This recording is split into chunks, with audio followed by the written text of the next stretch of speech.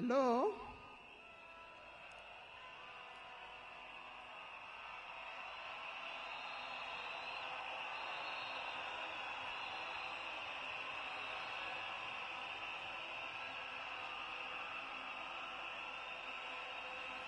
Thank you. Thank you. Thank you. To His Excellency, the President of the Republic of Kenya, His Excellency William Samoei Ruto, and Her Excellency Lady Rachel Ruto, the former President, President Uhuru Kenyatta,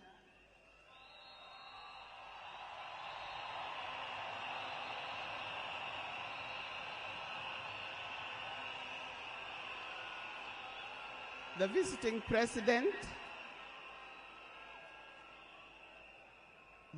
president, past and present, the deputy presidents, all distinguished guests, ladies and gentlemen, and watu wetu wa Kenya kwa jumla, hamjambo. Today is a very unique day.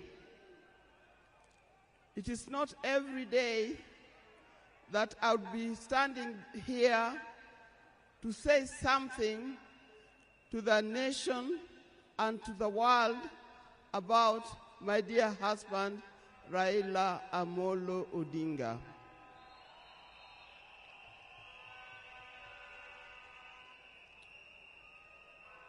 For those who don't know me, I've got a very long name. They call me Canon Dr. Ida Betty Odinga EST. Now, these names don't just come like that, but they are names that are given. I cannot forget the name that the public has given me, called Min Pin.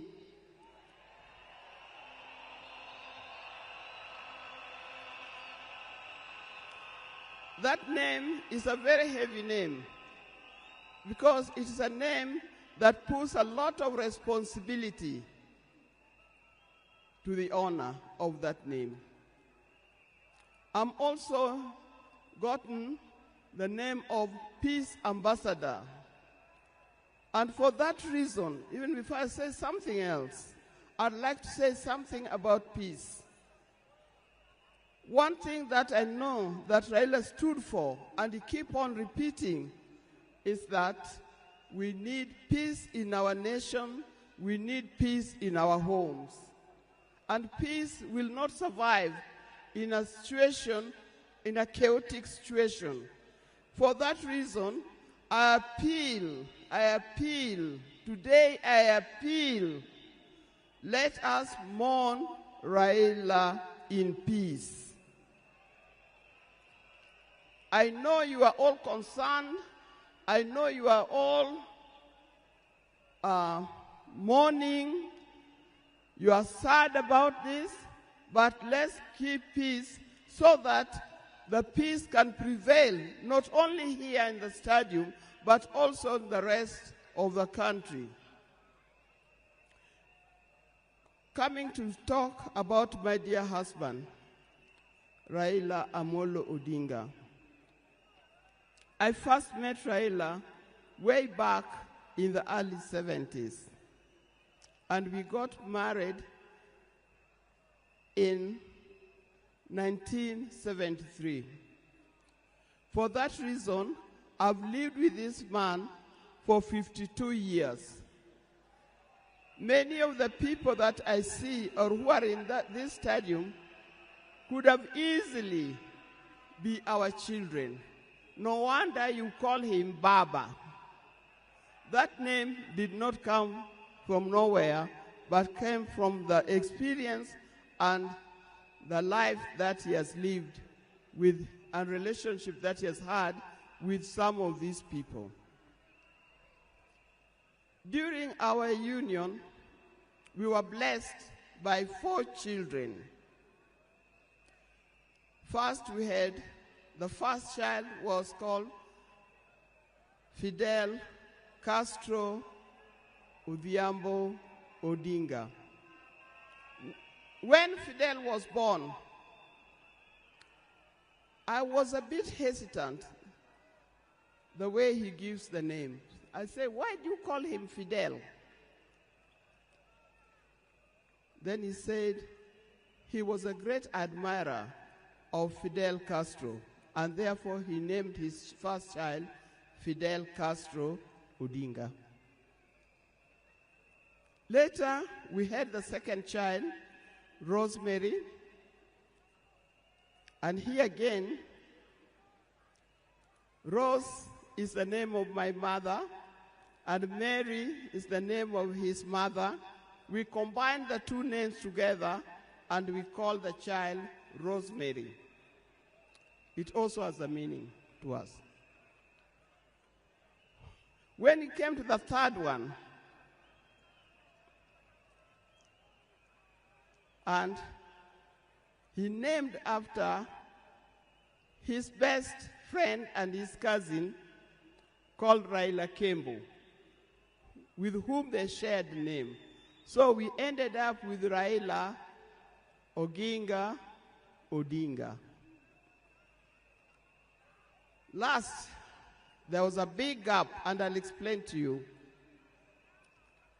Last came the 4th child. The 4th child, when I went to the hospital, and you know those mothers, you end up somewhere in labor ward. And I was watching the television. And on the television, that's the time when Nelson Mandela had come out of prison. It was he's been there for 27 years. Raila also had been in prison, but that's not why we named her Winnie. And I was watching the television. I could see Nelson Mandela and Winnie Mandela holding hands as Mandela walked out of the gates of the prison. By then, I didn't know what kind of child I was going to get. But then I said, if it's a boy, we'll name him Wilson Mandela. But if it's a girl, will be Winnie Mandela. And therefore, Winnie Mandela arrived. And that's the 4th child. I see when you look at this naming of the children, I know these days you can name your child anything that you want, but I'll appeal to those who are still having babies. Give your child a meaningful name, because you name them people you never saw, you never heard of, simply because it saw the name written somewhere. There's nothing wrong with giving our children the names of the people who in our lives we think are the heroes. Our life was not smooth life. Just like any other family, there's been ups and downs. But as we continue living together, we've learned how to cope, because we all have weaknesses and strengths. We learned to talk straight to one another. We learned to speak the truth. And we learned to forgive and move on. Now, that forgiving spirit was not only in the home, but is something that he has spread to the Kenyan. You've seen how many times he has tried in the elections, but that forgiveness is paramount.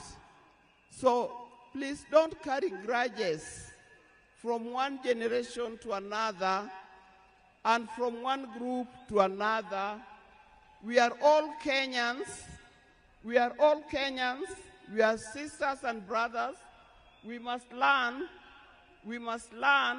to forgive easily and build together Kenya.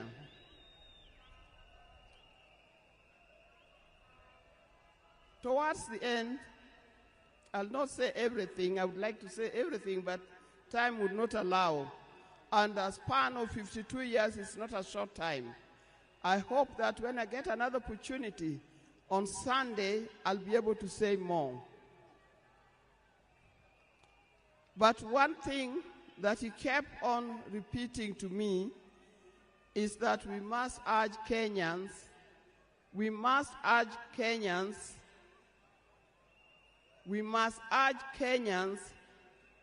to live in peace. He kept on repeating that. We must repeat it to our Kenyans. We live in peace. Raila hated dishonesty. He hated dishonesty. He hated greed.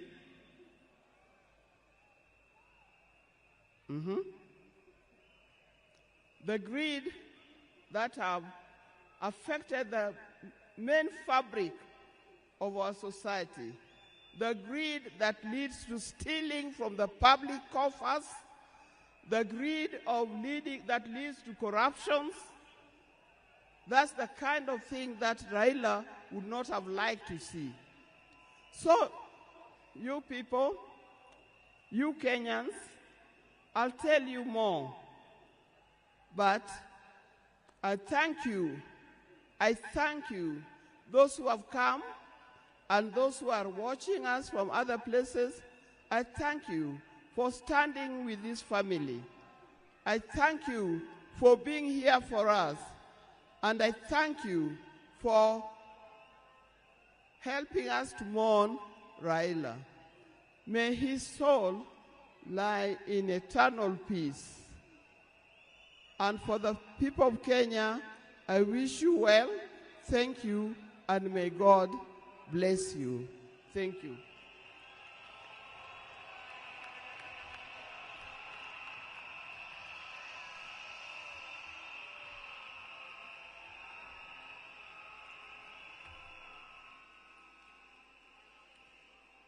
Fellow mourners, we are moving towards the end of this occasion, the first part, so that we can allow a second part that is going to take place